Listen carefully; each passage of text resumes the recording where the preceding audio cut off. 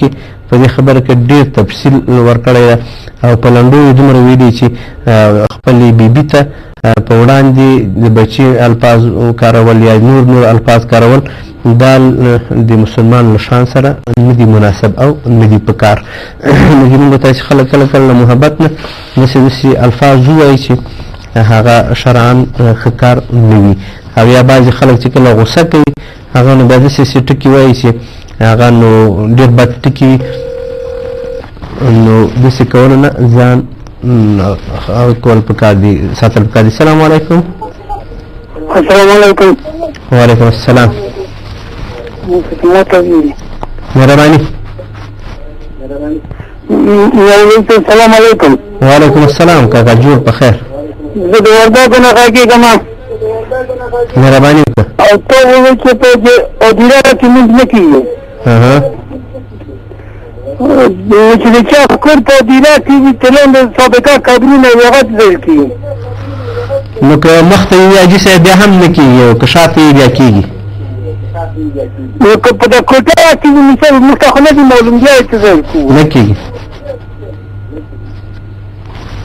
نو لمونځ نه کړو په کور کې، لمونځ کوه په کور کې، ما نه ګټې چې لمونځ په کور کې مه کوه. خو ما د دین خبره درته کړې حاجي صاحب محترم، لمونځ که کوې په جومات کې کوه، اما چې کور دې په هدیرې په مابین کې جوړ کړی وي نو مخته دې قبرونه یې لمونځ نه کېږي. هدیره کې نه ده یا خو سابقه دلته هدیره تېره شوې قبرونه زاړه قبرونه دي کې څو کاله یې کېږي؟ دې څه هم نه په یاد کېږي، سپین ږیري هم نه په یاد کېږي. ښه سمه ده، صحیح. نو محترم حاجي صاحب په شریعت کې هغه قبرونه لرې کول په کار دي. بعضې خلک یې لرې کوي چې هغه 80 کاله عمر وتلی ورباندې، ځکه هغه بیا په هدیره کې بعضې خلک نه حسابوي.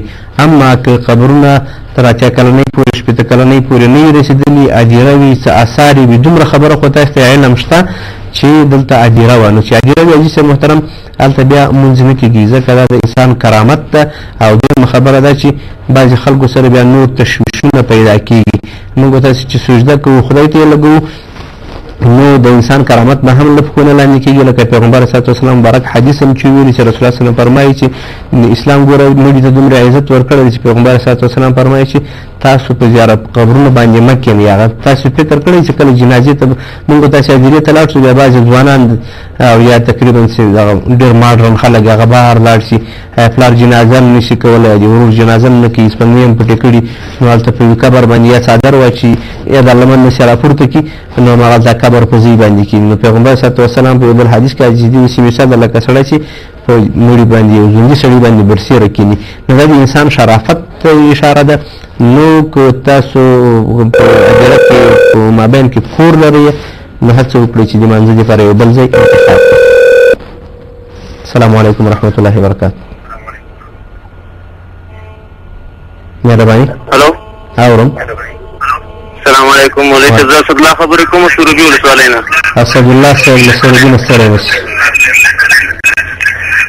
مولوی صاحب زه خو په حنفي مذهب یم او دغه رفع الاذان هم کوم او امین بالجهر هم وایم، دې کې بس خبره نه وي. ښه مننه مولوی صاحب، دغه پوښتنه معلومات غواړم. نو چې حنفي مذهب یې وروره امین بالجهر هم وایي، رفع الیدین هم کوي، نو تر دغه ځای پورې چې رسېدلی له ما نه به تا ته ښه معلومات وي. ما مخکې مې اشاره وکړله چې داسې کول نه دي پکار چې بعضې کارونه موږ ورته تاسې راغلو. په دې کې خو د مذاهبو اختلاف ده او اختلاف العلماء رحمة. احنافو مذهب همدغه ده چې څنګه لایحه یې غوره کړې ده، امام صاحب څه ویلي دي.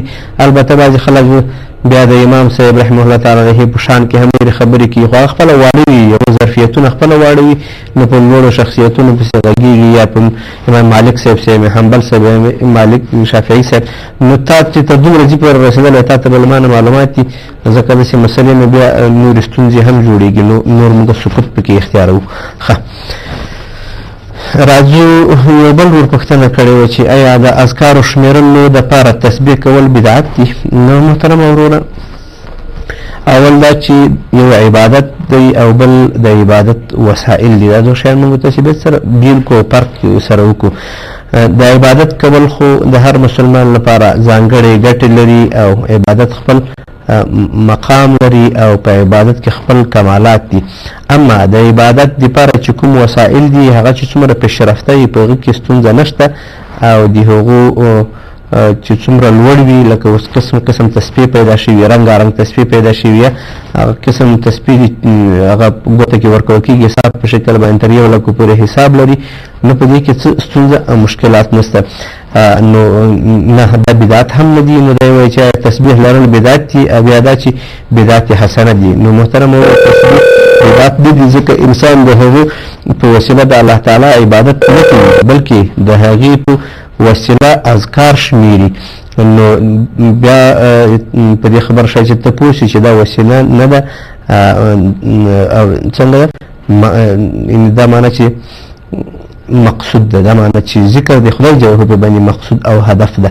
نو دا وسایل دي او دی وسایل څومره پیشرفته چې شي هغه کې ستونزې او مشکل نشته په بدعاتو کې نه راځي. خو بهتره خبره ده دا وایي چې کومه یې بهتره ده ګوتو باندې بهتره ده که په تسبیح. نو بهتره خو ده چې سړی په ګوتو باندې تسبیح وکړي ځکه پیغمبر علیه الصلاة والسلام فرمایي چې د قیامت په ورځ به ګوتې هم شاهدي ورکوي او ګواهي به ورکوي. نو چې په سړي باندې ښه ګواه وي نو دا ښه خبره ده. السلام علیکم ورحمۃ اللہ وبرکاتہ. وعلیکم السلام ورحمۃ اللہ وبرکاتہ. مهرباني جناب علي. نور افغان خبرې کوم سعودي عرب ریاض څخه. افغان صاحب خدای دې خوشاله کړي مهرباني. سهار چې موږ ته پوښتنه لږ ساعت وړاندې یو ډول پوښتنه وکړه د سنت په باره کې چې ابا نوم دې څلور رکعاتو سنتونه منع کوي. هغوی وایي چې تاسو سنت کوئ موږ هم منو څلور رکعاته خو جدا جدا دوه کوئ یعنې ماسپښین لمانځه کې او په یو ځای کول یې وایي دا کوم دلیل نشته او که تاسو سره کوم دلیل وي مطلب دا دوی حدیث غواړي او حدیث ثبوت راوړی دی موږ هم در سره کوو. او دویمه پوښتنه زما دا وه چې کله چې یوه زنانه محرمه شي احرام وتړي د حج لپاره یا د عمرې لپاره د هغې مخ څرګند پکار ده که باید مخ پټ کړي. یو کیسه ما یو تېره شوی وم تېر کال د افغاني یو ملا سره کېدای شي زه ما اشتباه کړې او یا د هغه وه چې افغاني زنانه وایي مخونه لوڅول ما ورته وویل چې دا مخونه مه په لوڅوه او مخ دې پټ کړي. هغه وایي چې ته په کوم مذهب یې او څوک یې چې ته ما ته دا دلیل وایې. نو ما وایي چې د ښځې مخ چې ده نو پټول پکار دي. ما د شیخ بن باز یو فتوا لیدلې وه هغې کې لیکلي وو چې د ښځې زینت مرکز چې ده هغه مخ ده. نو پکار ده چې په احرام په وخت کې هم زنانه خپل مخ پټ کړي. وایي چې بیاشي رضی الله تعالی عنه ویلي وو چې کله به چې سراني خلک راغلل نور موږ به مخونه پټ کړل چې هغوی به لاړل بېرته به مخونه موږ څرګند کړل. نو موږ پیغمبر علیه السلام د دې قرار نه منع نه کړو. معنا دا چې مخ پټول پکار دي که زنانه احرام په هغه کې وي. نو تاسو څخه ځواب غواړم او چې د ټولو حجامو لپاره د دې مسألې حل پیدا شي. ډېره مننه الله دې خوشحال کړه ورو مې جارسي عزتمن سي. خیر سي تشکر. نو له سروبي نه یو ملګري اړیکه نیولې وه دی وایي چې اسدالله له سروبي نه وایي. ښه نو پوښتنه مو انشاءالله تعالی در ځواب کړه اسدالله صاحب.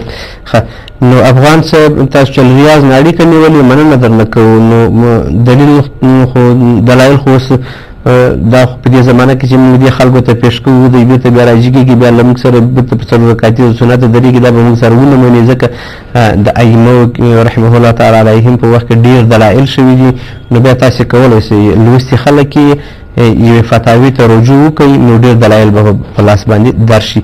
اوس زموږ وخت هم په ختمېدو باندې ده نو که ټول دلایل تا ته موږ وایو نو شاید چې وخت به اجازه رانه کړي. دویمه خبره ده چې د حج په اړه باندې د ښځې د مخ د پټولو لوڅولو په رابطه چې کومه خبرې وکړه مګر تاسو خبره په ځای ده. البته چې که یوه ښځه داسې وي چې هغه زړه وي او هغه ډېره ځوانه نه وي نو هغوی کولی شي چې مخ لوڅ کړي. یعنې دا معنی چې په مخ باندې داسې یو پیک غوندې پرېږدي یعنې ټیکری دومره په مخ باندې را پرېږدي ځکه داسې چې